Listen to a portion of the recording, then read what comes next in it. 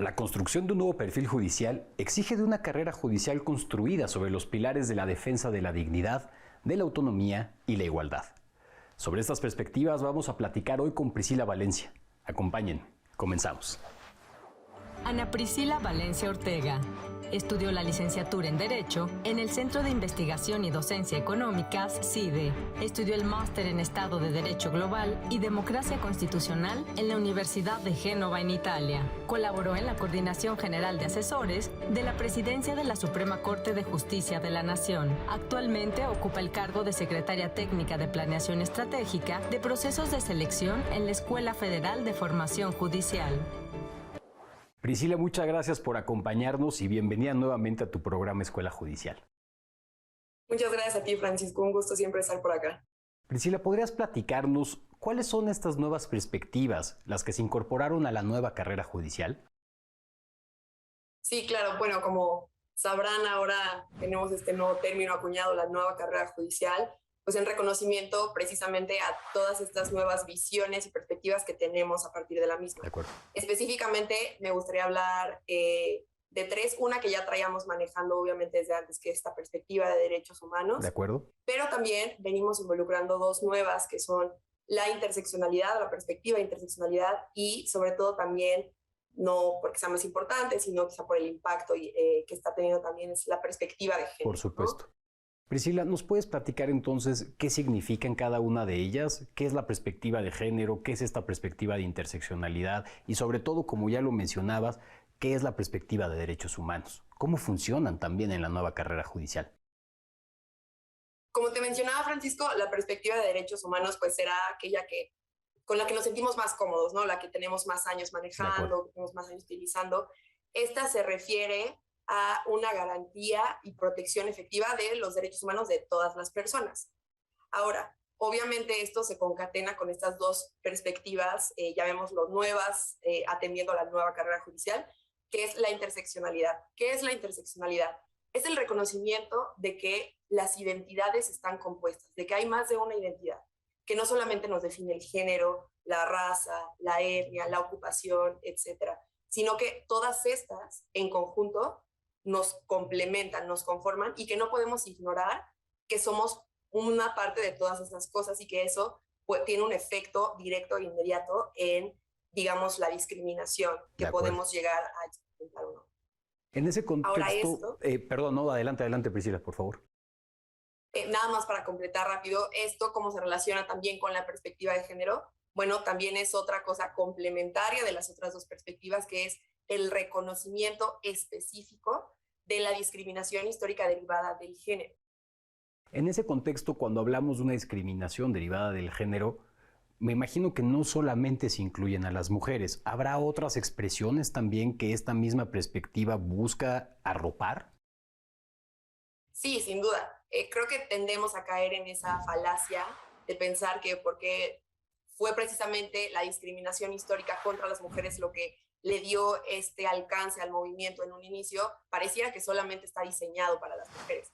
Sin embargo, la perspectiva de género es en realidad para el entendimiento del género no solamente opuesto como femenino, masculino o como el sexo con el que uno nace, sino como a todo aquel espectro en el que nos identificamos. Es decir, la perspectiva de género protege a todos los tipos de género en el que podemos tener cabida, digamos, no solamente a la mujer. Por ejemplo, esta misma perspectiva de género tendría alguna o buscaría de alguna manera restablecer pues la normatividad o la normalización que se le ha dado, por ejemplo, a la heterosexualidad. Sí, sin duda. Es decir, finalmente tenemos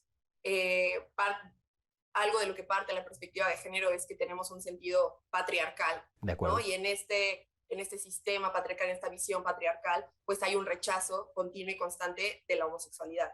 De acuerdo, y entonces, de cualquier disidencia, ¿no? Exacto, de cualquier disidencia, bien lo has dicho.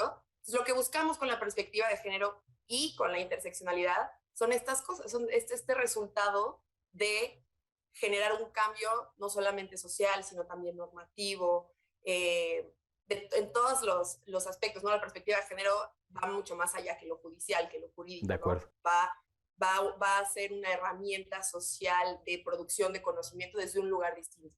Y en este contexto que mencionas, que parece que es importantísimo señalarlo, ¿cuál es el concepto de justicia que se propone entonces desde estas perspectivas? ¿Qué concepto de justicia está proponiendo esta nueva carrera judicial? Bueno, es una pregunta filosófica de alguna manera. Desde mi punto de vista, estamos hablando de una justicia social. De acuerdo. ¿En qué sentido?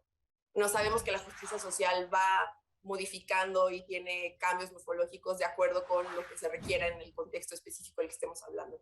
Yo creo que el contexto en el que estamos hablando es un contexto, como lo mencionamos, de discriminación histórica contra las disidencias, contra el género femenino, contra las mujeres, etcétera.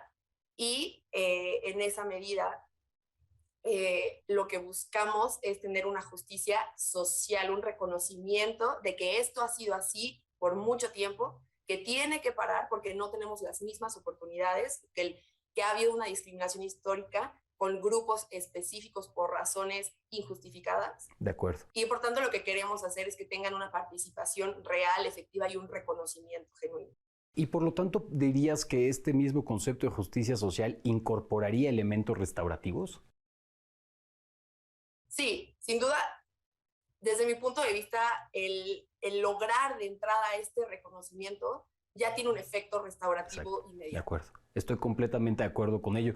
Priscila, vamos a una breve pausa. A nuestra audiencia, por favor, no se desconecten, apenas estamos comenzando y estás viendo Escuela Judicial.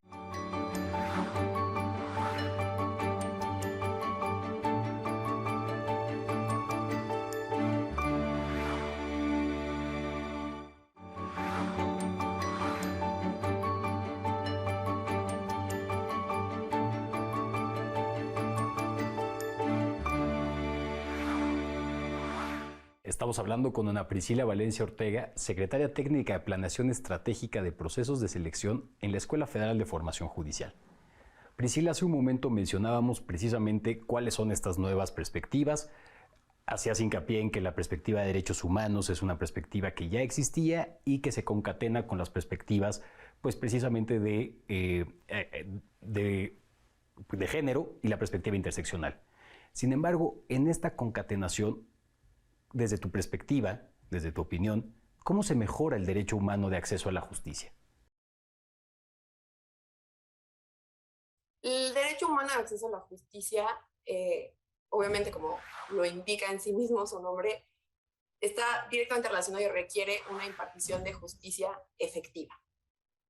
Entonces, el hecho de que exista una conciencia desde el juzgador y desde de las personas operadoras del sistema de justicia de que existe una discriminación histórica, de que hay que tomar en cuenta la interseccionalidad, las identidades que nos conforman, eso ya, como decíamos hace rato, no solamente es un reconocimiento social que genera, digamos, una visibilidad a las personas, sino que también les garantiza una impartición efectiva a la justicia, no solamente en la parte del acceso, sino que ellos pueden tener una garantía de que se van a tomar en cuenta sus condiciones de vida, sus historias de vida, las condiciones sociales en las que han crecido. De acuerdo. No es lo mismo juzgar un caso o atender un caso, si no es en la parte jurisdiccional, de, por ejemplo, un divorcio.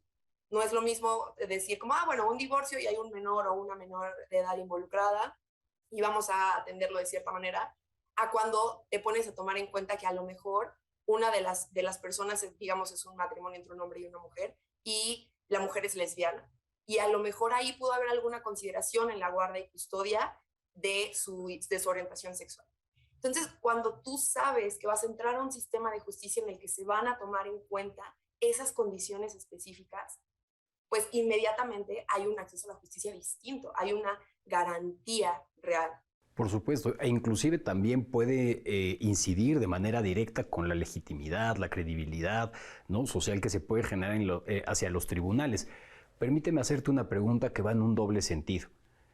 Mencionabas que ya teníamos una perspectiva de derechos humanos. Entonces, ¿por qué había la necesidad de incorporar la perspectiva de género y la perspectiva interseccional? El segundo sentido de esta misma pregunta es, ¿efectivamente están concatenados? ¿Nunca hay una tensión entre estas perspectivas? Es una pregunta muy interesante y me gustaría responder ambas en una sola. Por favor. pese a que ya teníamos esta perspectiva, como te decía en un inicio, pues la perspectiva de derechos humanos, todos estamos más familiarizados con ella, entendemos que esto es hacia todas las personas una protección de los derechos y una amplificación, ¿no?, de los mismos. Ahora, ¿cómo logramos una efectiva protección de los derechos humanos? Pues con herramientas específicas que nos ayuden a ver las partes grises del derecho y de la sociedad, ¿no? Entonces, ¿qué son estas partes grises que tenemos ahorita? Precisamente lo que prevé la interseccionalidad y lo que prevé la perspectiva de género. En esa medida, yo pienso que en ninguna manera podríamos considerar que se contraponen, sino que las dos últimas complementan a la primera. Es decir, volvamos al caso que poníamos hace rato, ¿no? Yo sé como juzgadora que debo juzgar este asunto de divorcio, pues cuidando el interés superior de la niña, viendo cuáles son las reglas de guarda y custodia, y yo estaría teniendo una perspectiva de derechos humanos ahí. Por supuesto. Pero si además le meto el enfoque de la interseccionalidad en donde tomo en cuenta la orientación sexual de los padres, y además le meto la perspectiva de género, y además me pongo a ver entonces esto todo en conjunto, genero como efecto una protección completa, mucho más completa, una garantía mucho más eficaz, a que si nada más me quedara, digamos, un poco más atrás. No es que no sea suficiente tener una perspectiva de derechos humanos, lo estamos haciendo, pero a veces en estos contextos hace falta más. Y es lo que busca la perspectiva de género y la interseccionalidad. En este programa hemos platicado precisamente sobre la perspectiva interseccional y sobre la perspectiva de género en el momento de juzgar, en el momento de emitir una sentencia. Y entonces esto que me estás comentando me trae a la memoria, pues precisamente que también estas perspectivas son equilibrantes. En algunos momentos, derechos humanos se vuelven demasiado universales que necesitan lo que estás mencionando, precisamente metodologías, mecanismos que puedan hacer específica esta protección. ¿Qué opinas al respecto? ¿Estas dos perspectivas equilibran a esta visión universalizante de los derechos? Sí, sin duda. Creo que precisamente por lo que comentas de la perspectiva, para no usar perspectiva, la visión universalizante, a veces caemos en lo general. De acuerdo. Y esto lo que me gusta, como para explicarlo, es ir hacia lo específico, ¿no? Cuando quienes estudiamos derecho, pues nos enseñan siempre como la regla general y la regla específica y como cuáles son sus interacciones. Me gusta pensar un poquito que quizá eso pueda servir para entender estas perspectivas, ¿no? Quizá los derechos humanos tienden a ser lo general y lo que engloba. Y la interseccionalidad y la perspectiva de género nos permiten ir a lo específico. E inclusive estas mismas perspectivas nos permiten generar excepciones, ¿no?, a estas reglas generales. O sea, precisamente las reglas específicas te permitirían o nos permitirían entender pues lo que en su momento definió o decidió la Corte, por ejemplo, en casos de defensa legítima, ¿no?, donde una perspectiva de género nos permitió entender que la defensa legítima también es una cuestión continuada y también tiene que entenderse no solamente en el momento específico, sino que la violencia que se vive de manera general, de manera continuada, como decimos, también nos coloca en estas condiciones de legítima defensa. Priscila, vamos a una breve pausa. Acompáñenme, por favor, a ver la reseña de un libro que aborda hechos noticiosos desde el enfoque del derecho internacional de los derechos humanos. Esta obra la puedes consultar en la biblioteca de nuestra Escuela Judicial. Ya volvemos. Descifrando los derechos humanos es una colección de artículos que relata temas de actualidad nacional e internacional. Incluye noticias de primera plana y espectáculos vistos bajo la lupa del derecho internacional de los derechos humanos. Este libro aborda cuestiones como: ¿qué ganamos los mexicanos con leer periódicos sobre los asesinatos de mujeres? ¿Por qué, si no estamos en guerra, siguen matando periodistas? O ¿los derechos laborales son iguales para todos? La obra trata de sacudir conciencias, crear polémica, provocar debates y acercar los derechos humanos a todas las personas. El objetivo es replantear los problemas, la deconstrucción de las realidades y formular nuevas interrogantes. Consulta esta obra. Está disponible en la Biblioteca Felipe Tena Ramírez de la Escuela Federal de Formación Judicial.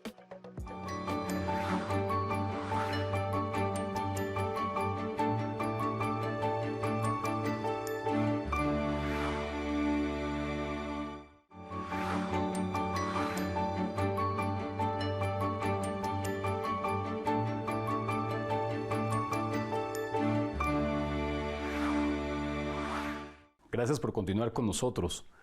Priscila, hace un momento platicábamos precisamente de estas herramientas que complementan a la perspectiva de derechos humanos, que la acompañan, que la dotan de más mecanismos para hacer de los derechos una realidad. Sin embargo, me gustaría aterrizar un poquito más estas perspectivas. ¿Cómo se incorporan a la nueva carrera judicial? ¿Qué papel tiene la escuela en esto?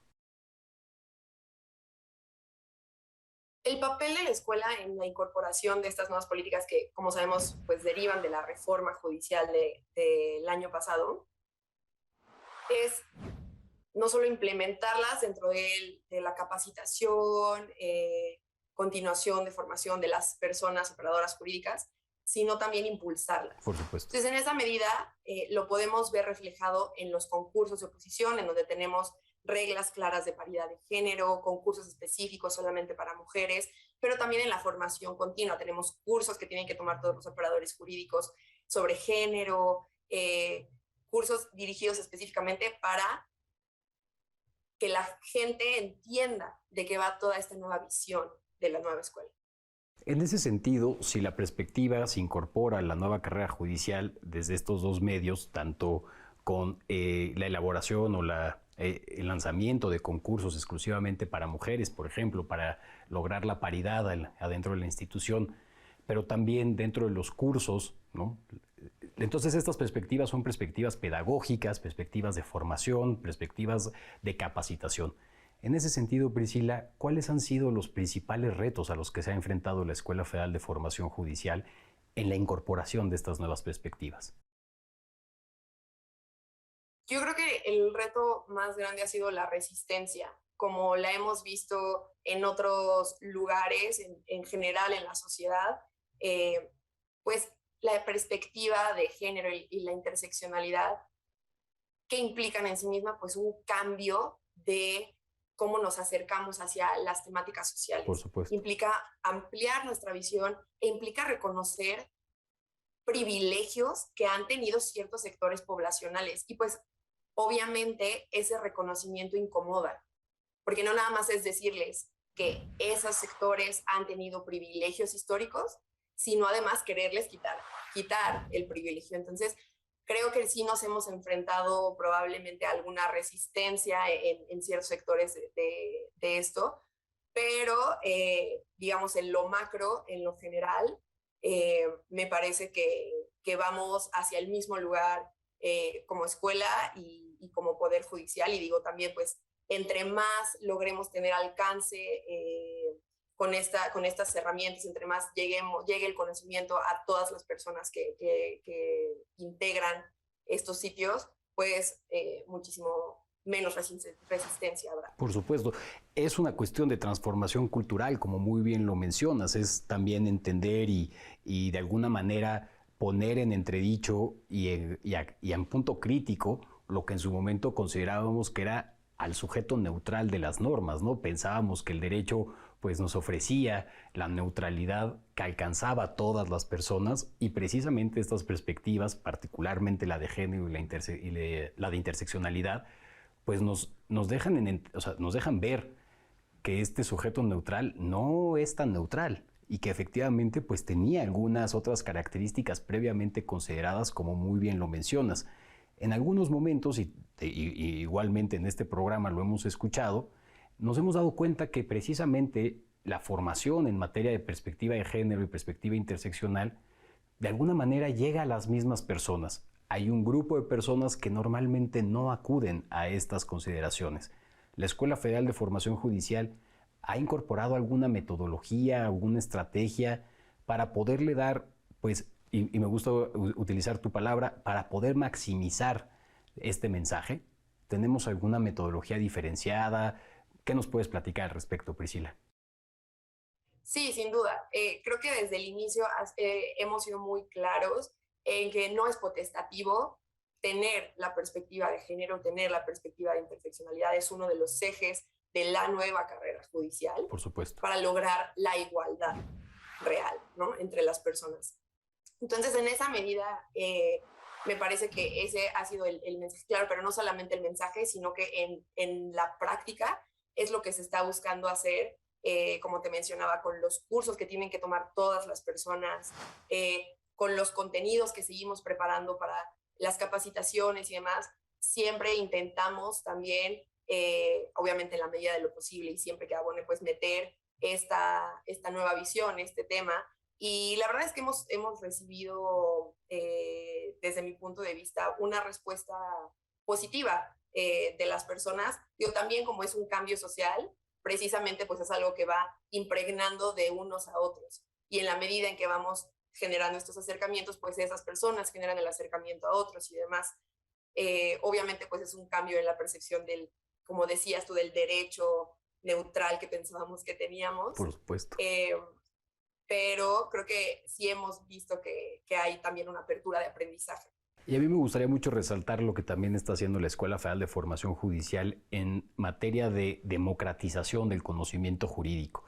Este mismo mensaje, esta misma formación, esta misma profesionalización en estas perspectivas se están incorporando también en sus actividades de divulgación y de difusión. Priscila, te agradezco muchísimo que nos hayas permitido platicar contigo, sobre todo que nos hayas dado las claves para entender esta materia novedosa, como muy bien lo mencionabas, y que además responde a esta reforma judicial de 2021. Muchas gracias, Francisco. Al contrario, Ana Priscila Valencia Ortega, secretaria técnica de Planeación Estratégica de Procesos de Selección. A nuestro auditorio, gracias por seguirnos. Les dejamos una dosis de nuestra cultura. Esto fue Escuela Judicial. Nos vemos en la próxima. Les saludo desde el Archivo General de la Nación para invitarles a ampliar sus territorios de placer, esta vez a través del patrimonio documental de nuestro país. Vamos a conocerlo. En este lugar son conservados documentos que datan del siglo XVI, los cuales dan cuenta del desarrollo histórico de nuestro país y aportan evidencias de los sucesos más trascendentes. Encontrarán el ejemplar original de la Constitución de 1857, ilustraciones como la de las antiguas máquinas utilizadas en la producción de tortillas, periódicos, fotografías y otros documentos que dan cuenta, por ejemplo, de las aportaciones del reconocido doctor Ignacio Chávez Sánchez, conocido como el padre de la cardiología en México, entre muchos otros temas. El Archivo General de la Nación resguarda más de 50 kilómetros de documentos, lo que equivale a 375 millones de fojas. Todos los documentos en sus diferentes formatos están disponibles para cualquier persona que los quiera consultar. Entre los más solicitados están los relativos a la Inquisición y a la seguridad e inteligencia del México contemporáneo, pero también encuentran correspondencia de virreyes y otras autoridades, el discurso pronunciado por el rebelde Morelos en la Junta Revolucionaria de Chilpancingo, mapas costeros, planos, ilustraciones, dibujos con temas mitológicos, escudos reales, códices, pinturas, lienzos, manuscritos e infinidad de información. Hasta aquí nuestro recorrido por el Archivo General de la Nación, la Casa de la Memoria Histórica de México.